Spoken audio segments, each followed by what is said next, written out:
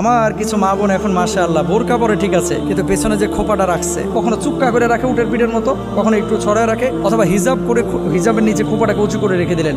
High heel যারা ব্যবহার করে তাদের পেছনের বা স্ট্রাকচারালি কিছু পরিবর্তন কিন্তু হয়ে যায়, মানে পাটা যখন উঁচু থাকে শারীরিক কিছু পরিবর্তন হয় তার, এই কারণে অনেকে হাই হিল ব্যবহার করে। সহিহ মুসলিমের মধ্যে আলোচনা আসছে 2128 নম্বর হাদিস, এটা সরাসরি মুসলিমের হাদিস। দেখেন আবু হুরায়রা রাদিয়াল্লাহু তাআলা থেকে বর্ণিত, তিনি বলছেন রাসূল আকরাম সাল্লাল্লাহু আলাইহি ওয়াসাল্লাম ইরশাদ করেন, জাহান্নামীদের দুটি দল এমন রয়েছে যাদের আমি দেখি নাই। এরা এমন সম্প্রদায় যাদের নিকট গরুর লেজের মতো চাবুক থাকবে, যাদের তারা লোকদের প্রহার করবে, মানে জালেম কিছু লোক আছে না যে চাবুক দিয়ে আগে প্রহার করতো মানুষদেরকে, এই চাবুক দিয়ে যারা মানুষকে মারবে, লাঠি দিয়ে যারা মানুষকে মারবে, অন্যায়ভাবে মানুষের উপরে জুলুম করবে, মানুষের উপরে অত্যাচার করবে, এরা জান্নাতের গন্ধ পাবে না। 2 নম্বর শ্রেণীর কথা বলেছেন কি, এমন একদল মহিলা হবে যারা কাপড় পরিধান করে উলঙ্গ থাকবে, পরবে কাপড় কিন্তু ভেতরের কি বলবো আপনার, মানে লজ্জাস্কর কথা। অনেক সময় তো এখন রাস্তাঘাটে বাচ্চা কাচ্চা নিয়ে বের হতেও লজ্জা লাগে। কিছু মেয়েদের এমন চাল চলন যেটা আমার বাঙালি কালচারের সাথে মিলে না, ইসলামিক কালচারের সাথে মিলে না। শারীরিক ভাবে কিছু পোশাক পরেছে কিন্তু ভেতরের আকার আকৃতি সব বোঝা যায়, হারাম। নবীজি এই কথাটা এখানে বলেছেন, নিসাউন কাসিয়াতুন আরিয়াতুন মুমিলাতুন মাইলাতুন।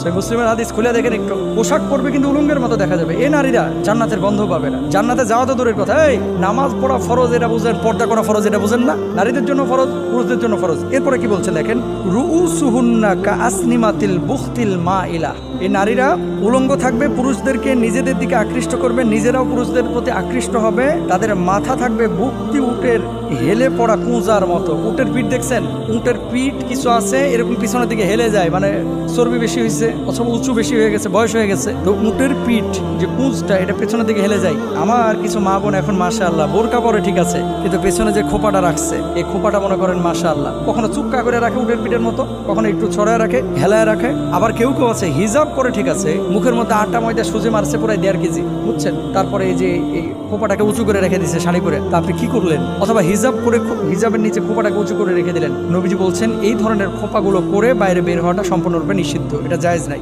হাই হিলের যে বিষয়টা, সাহাবী রাদিয়াল্লাহু আনহুম আজমাইনদের স্ত্রীরা, নবীর স্ত্রীরা এই ধরনের উঁচু মানে জুতা ব্যবহার করতেন না, প্লেন জুতা ব্যবহার করতেন। হাই হিল যারা ব্যবহার করে তাদের পেছনের বা স্ট্রাকচারালি কিছু পরিবর্তন কিন্তু হয়ে যায়, মানে পাটা যখন উঁচু থাকে পেছন থেকে মনে হয় যে খুব স্মার্ট বা অন্য কিছু, শারীরিক কিছু পরিবর্তন হয় তার, এই কারণে অনেকে হাই হিল ব্যবহার করে। মান তাশাব্বাহা বিকওমিন ফাহুয়া মিনহুম, এই যে হাই হিল ব্যবহার করা, এটা কিন্তু মুসলিম কালচার না, এটা পশ্চিমা বিশ্বের কালচার, মুসলমানদের কালচার এটা না। সুতরাং হাই হিল কোনো নারী আপনারা ব্যবহার করবেন না। ব্রু প্লাগ অনেকে করে, লানাল্লাহুল ওয়াশিমাত ওয়াল মুস্তাওশিমাত, এটা সম্পূর্ণরূপে হারাম ইসলামী শরিয়ায়। কোনো নারী ব্রু প্লাগ করবেন না, হাই হিল পরা, খোপা উঁচু করা, তারপরে ব্রু প্লাগ করা, এগুলো লানত করা হয়েছে হাদিসের ভাষায়। এবং নবী সাল্লাল্লাহু আলাইহি ওয়াসাল্লাম যে 2 শ্রেণীর মানুষের জন্য জান্নাত হারাম বলেছেন, 1 নম্বর হচ্ছে জালেম, এই যারা